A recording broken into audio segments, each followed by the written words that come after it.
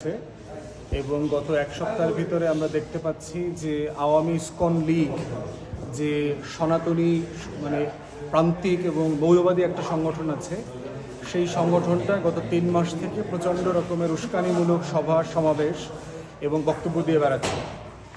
রংপুরে পার্টিকুলারলি আমরা দেখলাম যে রাষ্ট্রদ্রোহিতার মামলায় যে লোককে গ্রেফতার করা হয়েছে চিন্ময় দাসকে গতকালকে, তিনি হুঙ্কার দিয়ে বলেছেন যে বাংলাদেশে হিন্দুদেরকে নাকি উচ্ছেদ করবার জন্য ষড়যন্ত্র চলছে এবং যদি এই ষড়যন্ত্র অব্যাহত থাকে আমরা মনে করিয়ে দিতে চাই যে ইরাকে, লিবিয়াতে এবং সিরিয়াতে কি হয়েছে।